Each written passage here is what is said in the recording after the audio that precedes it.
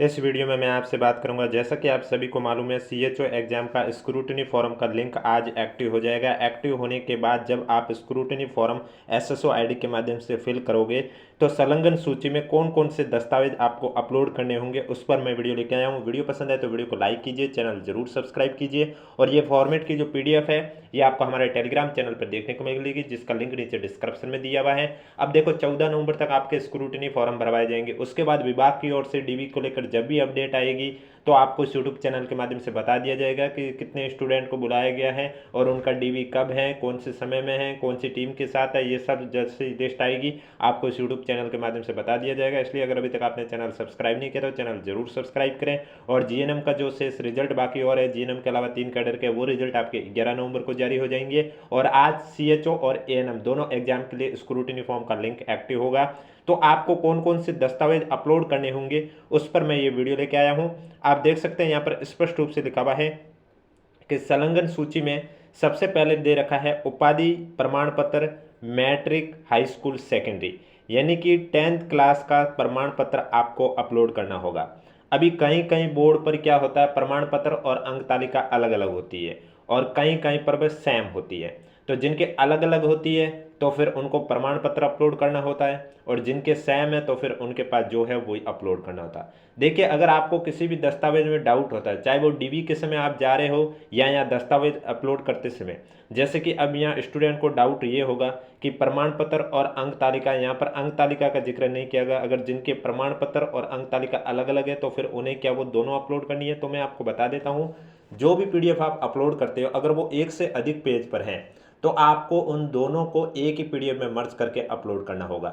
और डीवी के समय भी आप दस्तावेज करवाते हैं और जब आपको डाउट रहता है कि ये दस्तावेज लेके जाना है या नहीं लेके जाना है, तो इस कंडीशन पर आप लेके चले जाइए, क्योंकि वहाँ आपके 2-3 दस्तावेज ज़्यादा होंगे तो उससे कोई फर्क नहीं पड़ने वाला है। अगर 2-3 दस्तावेज कम हो गए तो आपका फर्क होगा, फिर आपको वापस से बुलाया जाएगा। इससे अच्छा जिन दस्तावेज में आपको डाउट आ रहा है वो दस्तावेज आपको जब डीवी के लिए बुलाया जाए तब आपको लेके चले जाना है। इसके बाद आपको इसी तरह उपाधि प्रमाण पत्र 12th क्लास का, यानी कि 12th क्लास का भी आपको सर्टिफिकेट अपलोड करना होगा। इसके बाद आपने ग्रेजुएशन जिस भी कोर्स से कर रखी है उस कोर्स का ग्रेजुएशन, देखो यहाँ पर जो दस्तावेज देख रखे हैं वो सभी अपलोड करने नहीं है, जो आप पर लागू हो रहे हैं वही आपको अपलोड करने हैं। जैसे ग्रेजुएशन के लिए आपको डिग्री जो भी है वो आपको अपलोड करनी होगी। अब जैसे आपने पोस्ट ग्रेजुएशन कर नहीं रखी है और एप्लीकेशन फॉर्म में भी कहीं जिक्र नहीं किया तो ये आप पॉइंट स्किप भी कर सकते हैं। और अगर आपने कर रखी है और एप्लीकेशन फॉर्म में भी आपने पोस्ट ग्रेजुएशन का उल्लेख किया तो आप अपनी मर्जी से यहाँ पर अपलोड कर सकते हैं। इसके बाद आप देख सकते हैं चरित्र प्रमाण पत्र अपलोड करना होगा। चरित्र प्रमाण पत्र के बाद देखो जैसे आता है एनओसी, यानी कि अनापत्ति प्रमाण पत्र। अब ये जिन पर लागू होता है उन्हीं के लिए जरूरी है, सभी के लिए जरूरी नहीं। तो अनापत्ति प्रमाण पत्र जिन पर लागू हो रहा है उन स्टूडेंट को अनापत्ति प्रमाण पत्र भी अपलोड करना होगा। उसके बाद मूल निवास प्रमाण पत्र अपलोड करना होगा। मूल निवास प्रमाण पत्र से यह प्रूफ होगा कि आप राजस्थान के निवासी हो, और अगर आपका मूल निवास प्रमाण पत्र एक बार बना है तो वो जीवन पर्यंत वैलिड है, आपको फिर से बनाने की आवश्यकता नहीं है। इसके बाद आपको जाति प्रमाण पत्र अपलोड करना होगा। अब जाति प्रमाण पत्र में अगर आप ओबीसी नॉन क्रीमी से आ रहे हो या एमबीसी नॉन क्रीमी से आ रहे हो या ईडब्ल्यूएस के हो और आपका जाति प्रमाण पत्र 1 साल से अधिक पुराना है तो आपको जाति प्रमाण पत्र के साथ आगे जो एक और ऑप्शन आएगा शपथ पत्र, वो भी आपको अपलोड करना होगा। और ये भी शपथ पत्र आप अधिकतम 3 साल तक मान सकते हैं, इसके बाद आपको नया बनाना होता है। और अगर आप SC ST कैटेगरी के हो तो आपका जाति प्रमाण पत्र एक बार बना हुआ हो तो वो जीवन पर्यंत आपका वैलिड रहेगा। इसके बाद आप देख सकते हैं अटेस्टेशन फॉर्म के आगे रेड स्टार है, यानी कि जिनके आगे रेड स्टार है वो आपको दस्तावेज अपलोड करने कंपलसरी है। तो अटेस्टेशन फॉर्म आपको अपलोड करना होगा। इसके बाद 2.5 लाख का आय प्रमाण पत्र जिन पर लागू होता है उन कैंडिडेट को ये प्रमाण पत्र अपलोड करना है। जिन्होंने डिप्लोमा कर रखा है तो उनको फिर डिप्लोमा का प्रमाण पत्र भी अपलोड करना है। इसके बाद जो स्पोर्ट्स पर्सन कोटे से हैं वो उन्हें स्पोर्ट्स का सर्टिफिकेट भी दिखाना होगा, तो उन्हें स्पोर्ट्स का प्रमाण पत्र भी अपलोड करना होगा। उसके बाद हैंड रिटन सभी स्टूडेंट को अपलोड करना होगा। हैंड रिटन आपको मालूम है, मैंने ये फॉर्मेट जो हैंड रिटन है, शपथ पत्र है, जाति शपथ पत्र हुआ, ये फॉर्मेट आपको हमारे टेलीग्राम चैनल पर देखने को मिल जाएगा, जिसका लिंक नीचे डिस्क्रिप्शन में दिया हुआ। अगर अभी तक आपने ज्वाइन नहीं किया तो आप जाकर ज्वाइन कर सकते हो। हैंड रिटन में क्या आपके इंग्लिश और हिंदी में दोनों लिखा होगा, उसके नीचे 4-4 लाइन खाली होगी, वहाँ पर आपको वही चीज़ वापस लिखनी होगी, जिसमें आपको अपना नाम, रोल नंबर, एप्लीकेशन फॉर्म और आप किस एग्जाम के लिए स्क्रूटिनी फॉर्म फिल करें वो लिखना होगा। फिर आपको अपने सिग्नेचर करने होंगे। उसके बाद आपको शपथ पत्र लिखना होगा। इसके बाद जाति शपथ पत्र, EWS, OBC, MBC यानी कि जिनका जाति शपथ पत्र 1 साल से पुराना है तो उन पर शपथ पत्र आपको दिखाना होगा। अब देखो यहाँ शपथ पत्र पर रेड स्टार है तो ये अपलोड करना कंपलसरी है। जिसके आगे भी रेड ऑप्शन है वो सभी अपलोड दस्तावेज करने कंपलसरी है। उसके बाद बच्चों का घोषणा पत्र अपलोड करना होगा। उसके बाद दहेज और धूम्रपान निषेध के लिए शपथ पत्र ये भी अपलोड करना कंपलसरी है। दहेज धूम्रपान वाला भी फॉर्मेट, धूम्रपान वाला भी फॉर्मेट मैं आपको बता चुका हूँ। इसके बाद राजपत्रित अधिकारी द्वारा 2 अलग अलग चरित्र प्रमाण पत्र, मैंने आपको पहले भी कहा है टोटल आपके 3 चरित्र प्रमाण पत्र की आवश्यकता होगी, जिसमें 2 तो अलग अलग राजपत्रित अधिकारी द्वारा जारी होना चाहिए और वो आपके कोई रिलेटिव नहीं होने चाहिए, तो ये भी अपलोड करना कंपलसरी है। और अंतिम संस्थान द्वारा जारी चरित्र प्रमाण पत्र ये भी आपको कंपलसरी अपलोड करना है, यानी कि आपने जहाँ से भी अंतिम शिक्षा प्राप्त की है वहाँ का आपको चरित्र प्रमाण पत्र अपलोड करना होगा। इसके बाद धोखाधड़ी का घोषणा प्रमाण पत्र यानी कि शपथ पत्र, इसको लेकर यानी कि आपने जो भी दस्तावेज दिखाए सभी सही है, किसी दस्तावेज में कुछ एडिट नहीं किया गया है। अब इनके आगे स्टार नहीं है तो ये अपलोड करने भी कंपलसरी नहीं है। तो भर्ती के लिए विशेष प्रमाण पत्र है। इसके बाद यहाँ पर देखो रेड स्टार है, यानी कि RNC सर्टिफिकेट आपको अपलोड करना कंपलसरी है। RNC सर्टिफिकेट या किसी के Rajasthan nursing council, Rajasthan board medicine के द्वारा जारी जो भी रजिस्ट्रेशन प्रमाण पत्र है वो आपको अपलोड करना कंपलसरी है। इसके बाद जो भी आपके अन्य प्रमाण पत्र है वो आपको अपलोड करने हैं।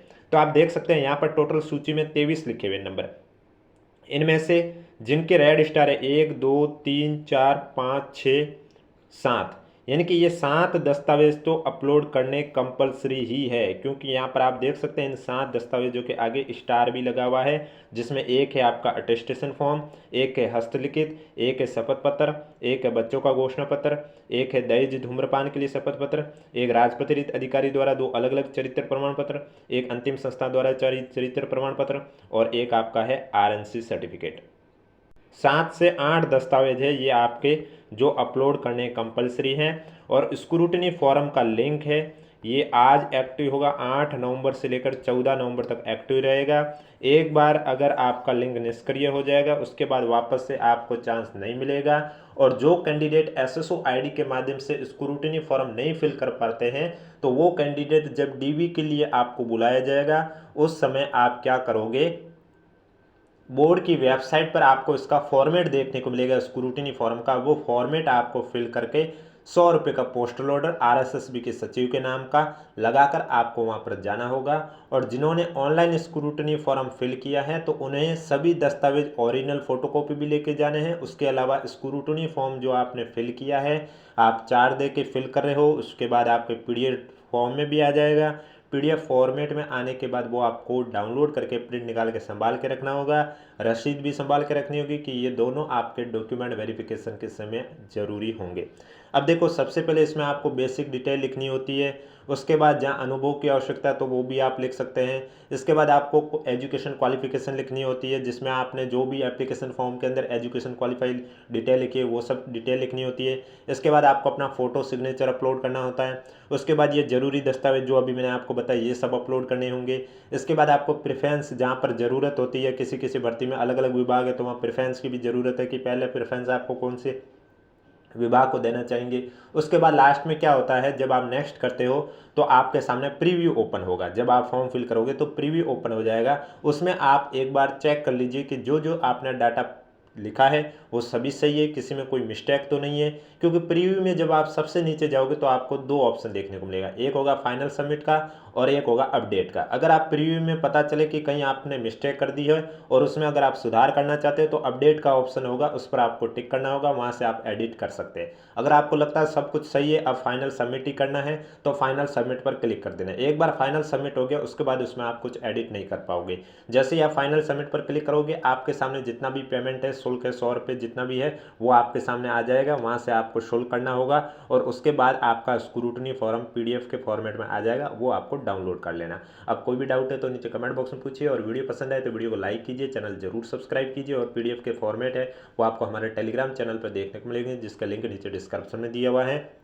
और NHM के जो शेष रिजल्ट है यानी कि आपके लैब टेक्नीशियन, फार्मासिस्टेंट, जीएनएम और नर्स केयर, इनके रिजल्ट 11 नवंबर को आ जाएंगे। और जिनके 4 नवंबर को रिजल्ट है उनके भी स्क्रूटनी फॉर्म 11 नवंबर से लेकर 17-18 नवंबर तक फिल किए जाएंगे। और अभी जो आपने देखा होगा कल डाटा एंट्री ऑपरेटर का रिजल्ट है वो विड्रॉ कर लिया गया, क्योंकि उसमें पहले भी हमने कहा था कि टाइपिंग टेस्ट को लेकर जब भी अपडेट आएगी आपको बता दिया जाएगा, और वो फाइनली अपडेट आ चुकी है। इस वजह से टाइपिंग टेस्ट का थोड़ा बोर्ड भूल गए थे, इस वजह से उन्होंने 31 अक्टूबर को रिजल्ट निकाल दिया था, लेकिन अब वो रिजल्ट है विड्रॉ कर दिया गया है। अब वापस से रिजल्ट आएगा जिसमें टाइपिंग टेस्ट के लिए कौन एलिजिबल है उनकी लिस्ट आएगी, और इसके अलावा टाइपिंग टेस्ट कब से शुरू होगा उसको लेकर भी नेक्स्ट वीक तक सूचना मिल जाएगी।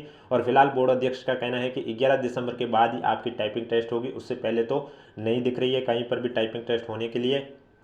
और इसी तरह एनएचएम एग्जाम से जुड़ी पल पल की अपडेट जाने के लिए अगर अभी तक आपने हमारा चैनल सब्सक्राइब नहीं किया तो चैनल जरूर सब्सक्राइब करें, नोटिफिकेशन भी ऑन रखिए, क्योंकि इस यूट्यूब चैनल पर आपको एनएचएम एग्जाम से जुड़ी पल पल की अपडेट दी जाती है। फिर चाहे वो आपके पदों में वृद्धि को लेकर हो, स्क्रूटनी फॉर्म को लेकर हो, डीवी को लेकर हो, रिजल्ट को लेकर हो, कोई भी अपडेट हो, चाहे नई भर्ती भी कोई आ जाए तो उसको लेकर भी अपडेट हो, आपको इस यूट्यूब चैनल के माध्यम से जरूर बताया जाता है। और इसके अलावा अब तक जितने रिजल्ट आए, यानी कि 19 कैडर में से 15 कैडर का रिजल्ट आए, जिसमें से एक कैडर का रिजल्ट है वो विड्रॉ कर दिया गया है। शेष 14 कैडर के रिजल्ट की अगर आपको पीडीएफ देखनी है तो वो भी आप हमारे टेलीग्राम ग्रुप पे जाके फाइल सेक्शन में जाके देख सकते हैं, वहाँ पर अपलोड की गई है। अगर वहाँ से नहीं देखना तो बोर्ड की वेबसाइट से भी आप जाके देख सकते हैं।